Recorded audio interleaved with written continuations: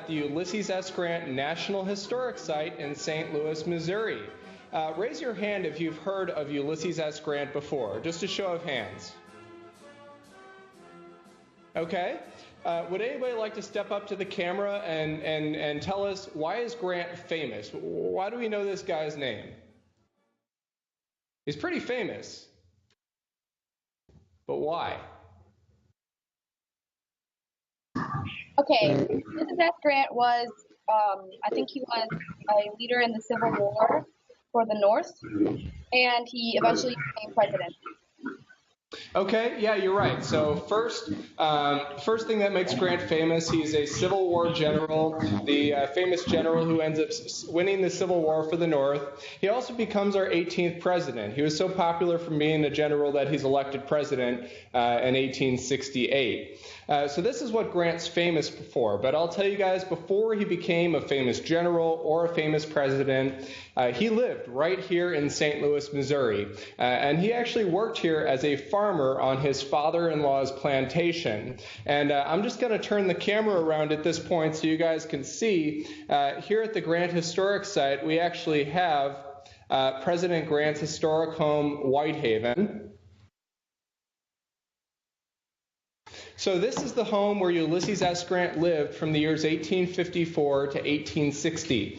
During this time, Grant worked as a farmer for his father-in-law and raised his 4 children in the household you see in front of you right now. And this is the reason we're here today at the U.S. Grant National Historic Site, is to preserve this home and the memory and the history of the Grant family, the Dent family, who were his wife's family, his in-laws, and the upwards of 30 enslaved African Americans who worked here on this property.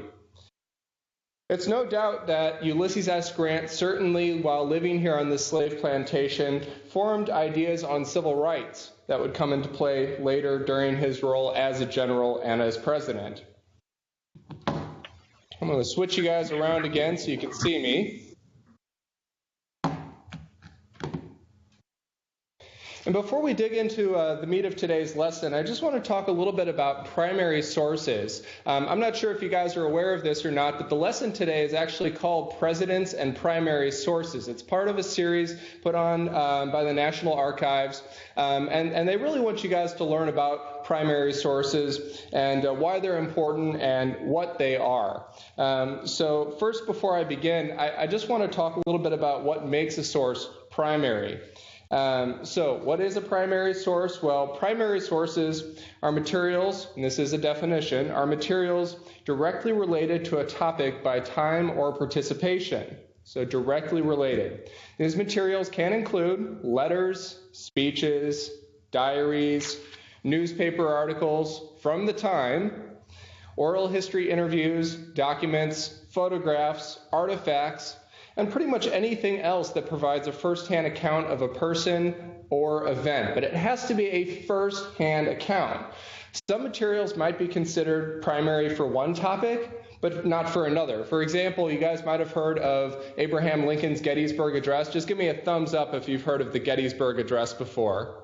Okay, I see a few thumbs going up there. Okay, so Lincoln's Gettysburg Address was delivered soon after the Battle of Gettysburg in 1863. That's considered a primary source because it was delivered at the time of the event. But a speech given, let's say, 100 years later, and right now we're commemorating the Reconstruction era, but just a few years ago we were commemorating like the 150th anniversary of the Civil War. A speech given 100 or 150 years later about the Gettysburg Address is not going to be considered a primary source because it wasn't written or documented at the time that that event took place. Does anybody want to share an example of another primary source that you can think of? You guys think of any other primary sources?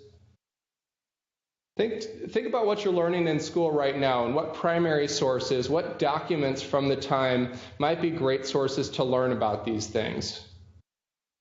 Okay, in the back there, I can see you're raising your hand. Come on up to the camera. Say what you mean. My name's Ebony, and the Diary of Anne Frank. Okay. Sorry, what was that again? One more time. You said the Diary of Anne Frank? Oh, the Diary of Anne Frank. Okay, so that's a great example of a primary source written by a historical figure about events at that time. And what we can learn from, let's say, the Diary of Anne Frank are events that were current to her life. She's writing about things that are happening, and because she's writing at the time, we could pretty much take it for granted that what she's saying is true. Most primary source documents are a great resource because they really shed light on what was happening at the time, whereas a book about the Diary of Anne Frank might have some misconceptions or some misleading information. It might not be wholly true or wholly correct. And so primary sources are really important when we're studying history. So now that we know what's considered a primary source and what isn't considered a primary source, I want to move on to our topic for today, which is Ulysses S. Grant and the rise of the women's rights movement. We're going to be talking mainly about the women's rights movement from 1848 to 1920, when suffrage was granted, when women were given the right to vote. Now, it's not to say that the women's rights movement didn't continue beyond this period, but I wanted to really isolate this time in which Grant and his family members were alive to discuss the movement during that period. I want to start with an essential question. And so today's essential question is, what impact did the women's rights movement have on Ulysses S. Grant's presidency, and how did federal legislation enacted during this time affect the future of the women's rights movement in the United States? And hopefully this is the question that we're going to keep in mind as we're going through today's lesson. And by the end, hopefully we'll have answered this question for all of you. Now, what I want to do is start with an engagement activity to get you guys kind of out of your seats and moving. So what I want to do is divide you guys in half. Okay, you don't necessarily have to get out of your seats, but just kind of know that you're on one half or the other. And teachers, if you can help me by telling your students if they're in Group A or Group B. So just take about 30 seconds, figure out who's in Group A and who's in Group B. And once you have that figured out, give me a thumbs up.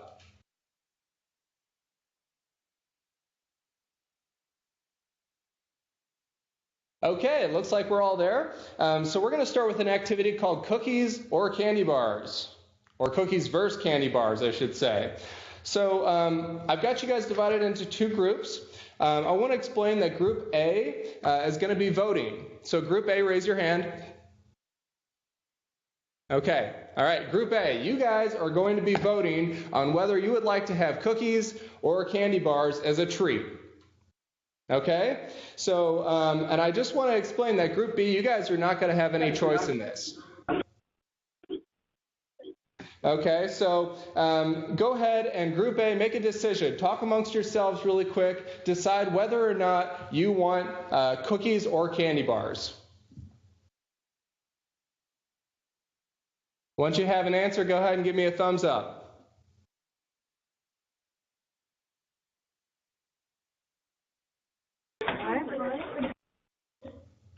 Okay. All right. So Group A, in Ms. Hossman's class, go ahead and tell me what you guys came up with. Are you going to have cookies or candy bars? Cookies. Cookies. Okay. And in Mrs. S class, go ahead and tell me what are you going to have. Are you going to have cookies or candy bars? Cookies. Cookies. Okay. It's unanimous. It's unanimous. We're all having cookies.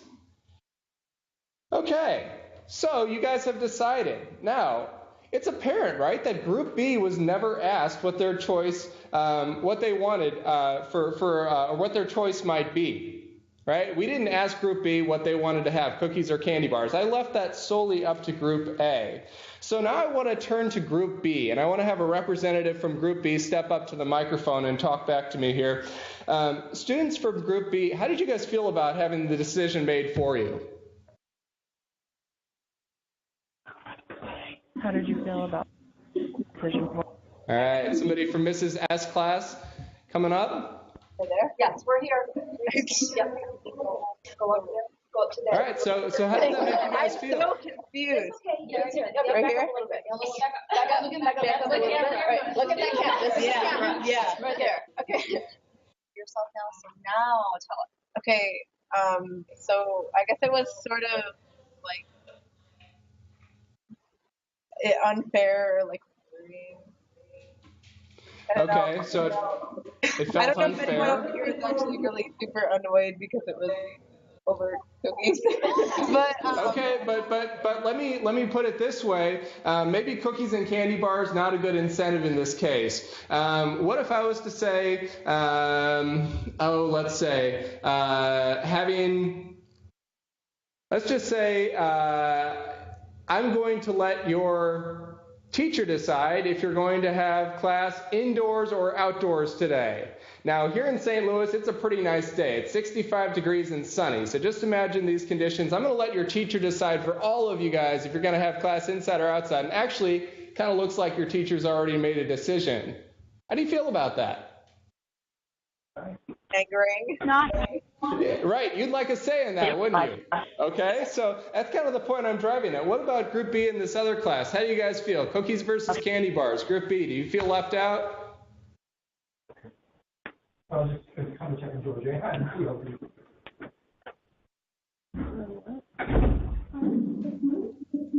Do we have somebody from Group B who wants to tell us about it?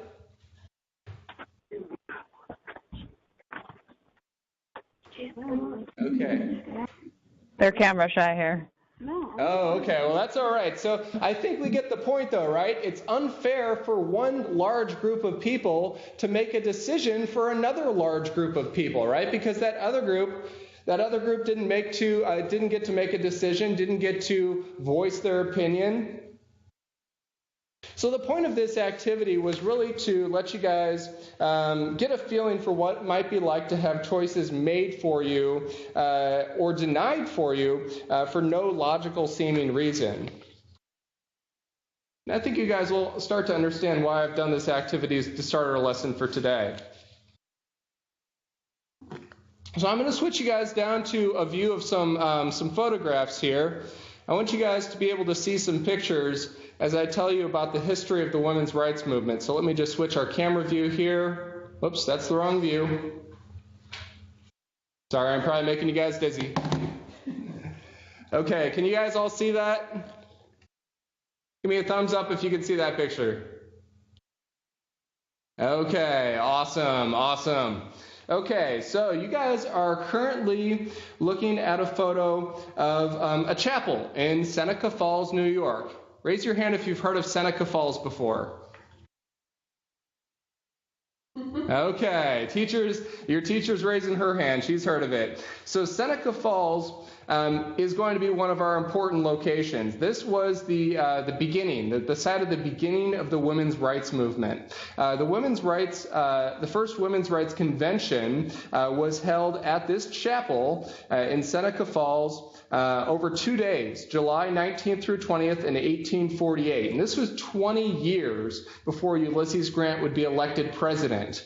To give you an indication of what he was doing at this time, he was getting married here in St. Louis in 1848. So this is 20 years before he would be elected president. The first women's rights convention is being held. The Seneca Falls Convention was the first women's rights convention, and it advertised itself as a convention to discuss the social, civil, and religious condition and rights of women. And I want to take a moment to just describe how the women's rights movement actually evolved from another movement, and that was the abolition movement. You guys might have studied the Civil War, and you may have learned that the Civil War began because of this issue of slavery. Some states in the United States, mainly the southern states, wanted to keep slavery, wanted to retain that in the South, but a lot of northern states wanted to get rid of slavery. And there were people working in the American North called abolitionists. Abolitionists were opposed to slavery, and they wanted to do away with slavery. Some of these people were radical. They would actually go onto plantations and free slaves.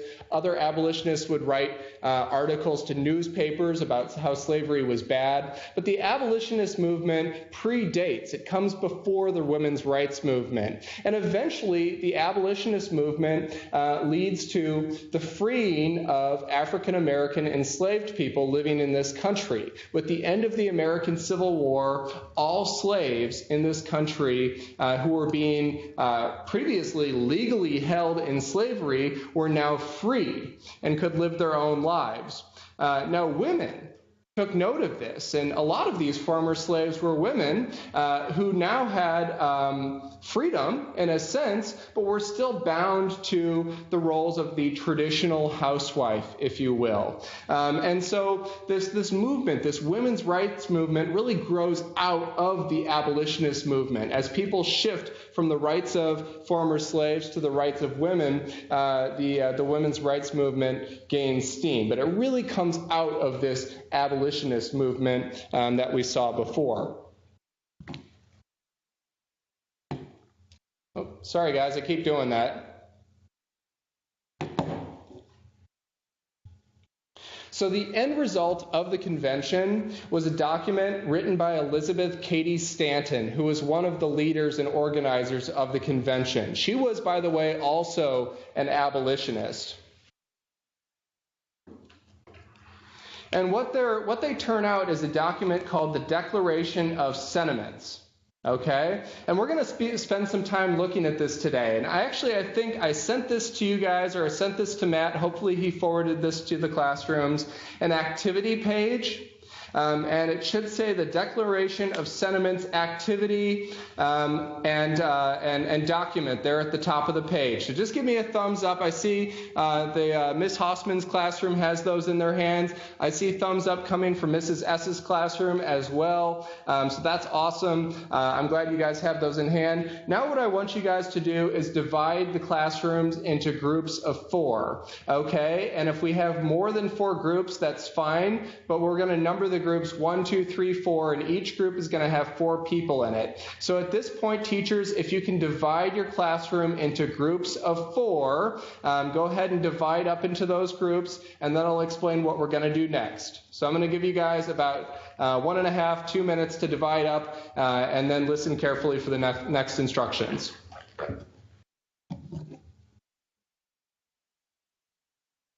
Okay, awesome.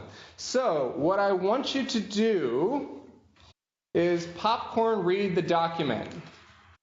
Okay? Now, do you guys know what I mean when I say popcorn read? That means you guys in your groups of 4 are going to go around and take turns reading the document. Okay? So what I want you to do is I want you as groups to read the first 2 paragraphs. This is going to be what they call the preamble to the Declaration of Sentiments.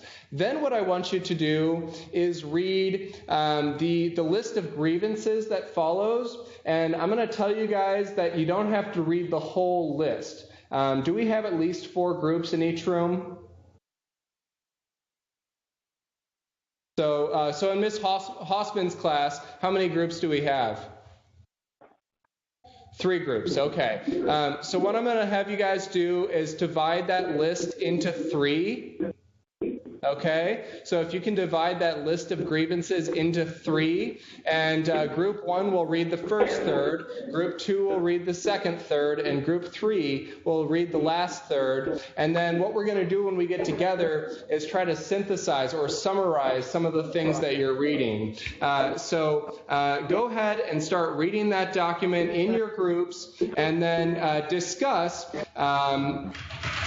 what you think those first sections, the preamble, means, and what document do you think it's taken from. And then also, I want you guys to look through those grievances and try to summarize, in your section of the grievances, summarize the content that you're reading. Okay, so just take, I'm going to give you guys, let's say about 15 minutes.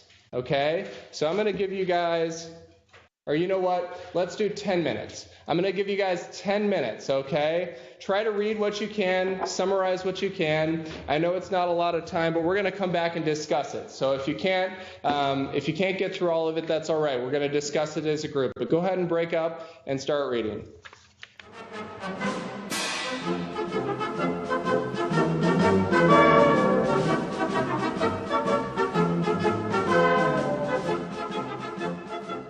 Okay, so what I want to do now is have some of you share what you learned. What group in either classroom would like to share what they got for question number 1? And since Mrs. H's classroom is there on the screen, Mrs. Hossman, I'm going to have you guys share first. So if somebody from your groups can share, what did you guys get for question number 1? From what document in U.S. history was the wording for the first 2 paragraphs taken? What do you guys think? Did you want grievance number 1? I'm sorry, or? No, I'm sorry. With question number 1 on your activity page there, what U.S. history, what document from U.S. history do you think those first 2 paragraphs were taken? What do they sound like? It should sound familiar to you. What document do you think that was taken from? We talked about it. Yep, come on. Here he comes. Okay. Constitution. The Constitution, okay. Yes. So that's close. And there might be some borrowed wording in there from the Constitution. Anything else come to mind? Okay, how about from Mrs. S's class? I see some girls are standing there. You guys have an answer for us? Yeah. You said Declaration of Independence. That's right, yeah. So, yeah, that's what I was looking for, the Declaration of Independence. For instance, when in the course of human events it becomes necessary, right? That is lifted directly from the Declaration of Independence. We hold these truths to be self-evident that all men and women, notice they add that and women section, are created equal. This rhetoric, what they call rhetoric, is taken directly from the Declaration of Independence. Why do you think these women's rights activists chose the Declaration of Independence? Why did they choose it? Why did they choose the Declaration? To write this about. You know, what are their like parallels or similarities between them? That's it. Just say it. Just say it. Wait. Okay. So it was like saying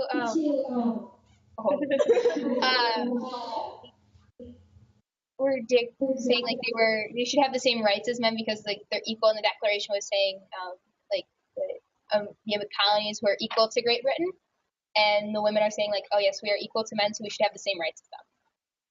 Okay, great. Yeah, I think you kind of get the point that they were trying to make there. It's certainly a statement choosing that document. So I want to move on at this point to our next assignment or the next question there. What group would like to share what they got for question or assignment number 2 there? So we're now talking about the grievances, and if you guys just wanted to summarize any of the grievances, feel free to speak up. But before you summarize it, just tell us which number you're summarizing. So for number 1, if you're summarizing that, just tell us number 1 first. So anybody want to summarize some of the grievances that they looked at? Number 6. Number 6, okay. What did you say? So number 6 says he has taken from her all right and property, even the wages she earns. So what do you think that means?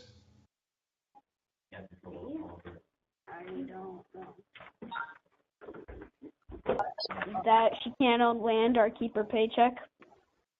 That is, I couldn't have put it better myself. That is a perfect summary of that statement. Anything else?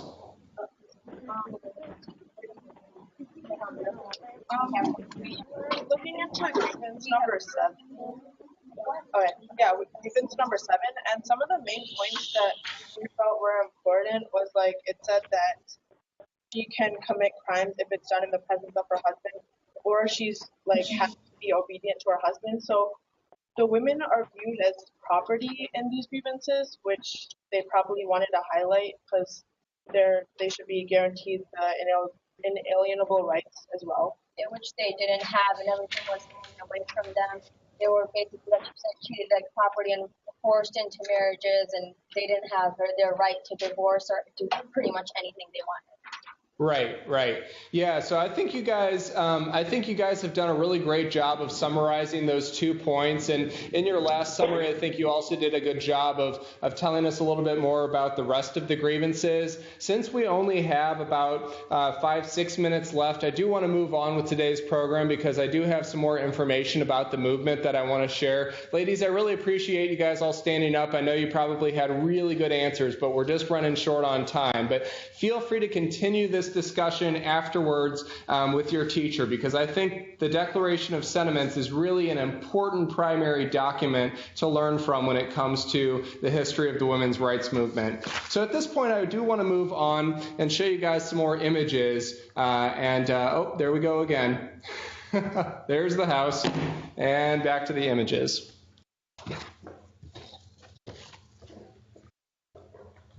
Okay. So what came out of that first convention was the Declaration of Sentiments. But where did the movement go from there? Well, after the first Women's Rights Convention was held in 1848, interest in the movement began to grow. It transitioned from a local movement in New York to a national movement. Over 2 years later, the first Women's Rights Convention takes place in Massachusetts, attracting more than 1,000 participants. National conventions become a yearly event after this, held every year through 1860. During the American Civil War, women took on new roles during wartime, working in factories, making goods to support the war effort, and bringing them out of the homes.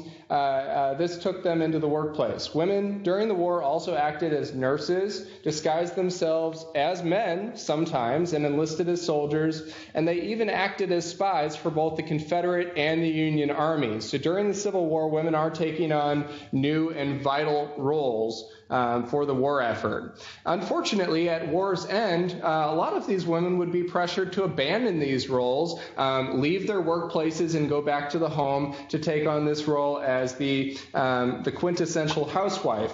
And some of these women who had been working to support the war effort weren't very happy about this. Another thing we see at this time is the passage of the 15th Amendment. The 15th Amendment guaranteed the right to vote for all American men. Who does that leave out?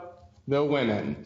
And it left out 50% of the population who said, okay, well, now all of these former slaves and everybody who's a citizen of this country has the right to vote. That's a guarantee, but 50% of the population, just because of their gender, does not have this right.